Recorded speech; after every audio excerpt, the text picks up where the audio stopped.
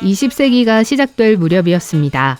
두 명의 라이벌 로버트 스콧과 로알드 아문센은 역사상 최초로 남극점에 도달한 사람이 되기 위해 탐험을 시작했습니다. 경주는 쉽지 않았고 스콧에게는 비극적으로 끝났습니다. 아문센은 경쟁자보다 먼저 남극점에 텐트를 설치하며 승리를 거두었습니다. 스콧의 테라노바 탐험대의 일원이었던 영국 지질학자 토마스 그리피스 테일러는 혹독한 환경에서 살아남았을 뿐만 아니라 예상치 못한 발견을 해냈어요.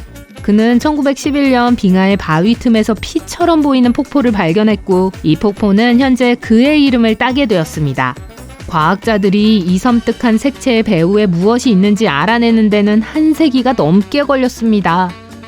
미국 과학자들로 구성된 팀은 강력한 전자현미경을 들고 테일러 빙하로 이동하여 빙하의 성분을 분석했어요. 이전 연구에서 진홍색 수수께끼의 표면을 살짝 드러낸 적은 있지만 광물학적 구성을 본격적으로 분석한 적은 없었어요. 이 연구진은 다양한 분석 장비를 동원하여 철분이 풍부한 작은 나노 구체를 발견했습니다. 인간 적혈구의 100분의 1 크기인 이 작은 입자는 고대 미생물에서 유래했어요.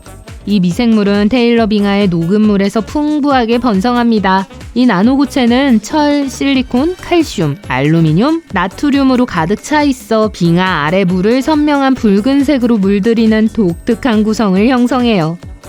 이 나노고체는 광물에서 볼 수 있는 일반적인 결정 구조를 가지고 있지 않기 때문에 이전의 검출 방법으로는 발견하지 못했습니다. 테일러 빙하의 얼음 속에는 수천 년 또는 수백만 년 동안 고립되어 번성해온 고대 미생물 군집이 존재합니다. 이 발견은 지구 밖의 생명체를 찾는 데 도움이 될 수 있어요. 켄 리비 박사는 존스 홉킨스 대학교의 연구과학자로서 행성물질과 화성 샘플 분석에 대한 놀라운 전문 지식을 보유하고 있습니다. 그는 화성 탐사선이 남극에 착륙하면 어떤 일이 일어날지 알아보기로 했어요. 피해 폭포가 그토록 매혹적인 붉은색을 띠는 이유를 알아낼 수 있을까요? 그래서 연구원들은 피해 폭포를 모의 화성 착륙 지점으로 삼았습니다. 연구진은 화성을 탐사하는 로버에서 영감을 얻은 기술을 사용했습니다. 수집한 샘플은 존스 홉킨스 처리 시설로 보내졌습니다. 그곳에서 리비는 투과 전자현미경의 힘을 발휘하여 수수께끼의 나노 구체를 밝혀냈습니다. 그는 현재의 탐사선으로 다른 행성의 표면을 분석하는 방법으로는 부족하다는 결론을 내렸어요. 특히 화성과 같이 추운 행성에서는 환경물질의 실체를 밝혀낼 수 없습니다. 이러한 물질은 매우 작고 비결정체일 수 있기 때문에 탐지 방법이 제대로 작동하지 않을 수 있습니다. 암석 행성의 본질을 제대로 파악하려면 투과 전자현미경이 필요해요.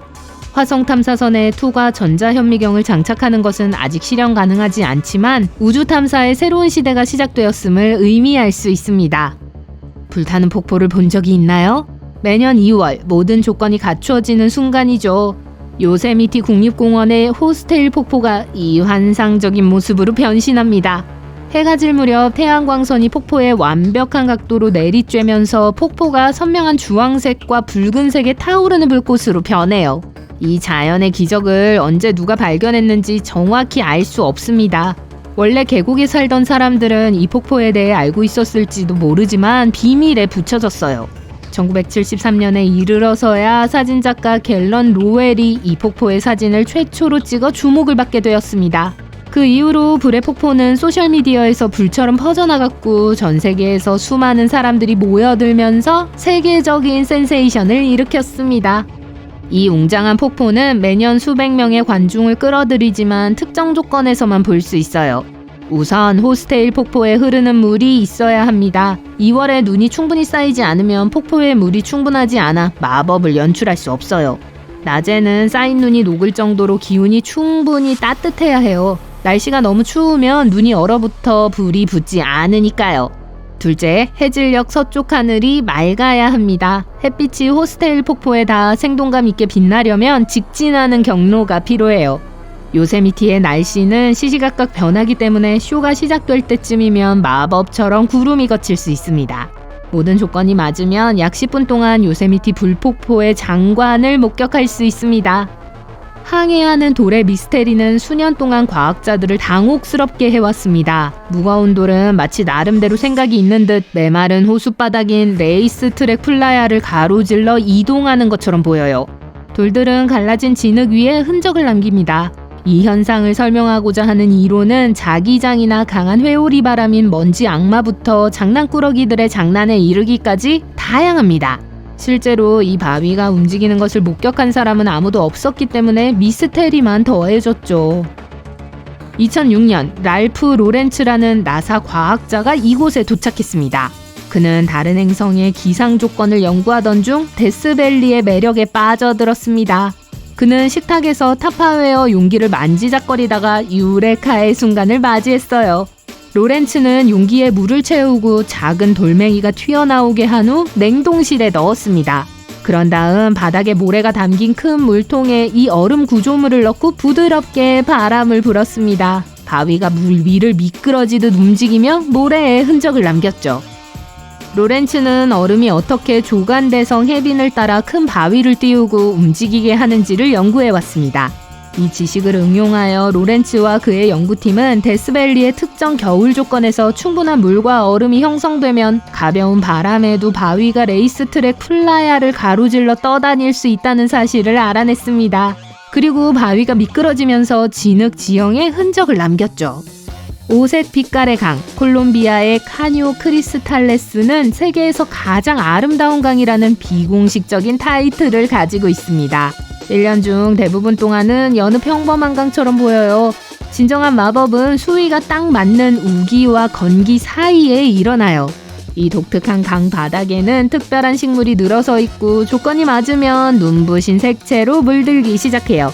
선명한 빨강, 멋진 노랑, 무성한 초록이 푸른 물과 어우러지는 모습을 상상해보세요.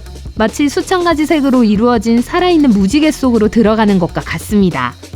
이 경이로운 광경은 9월부터 11월까지 단 몇 주 동안만 지속됩니다.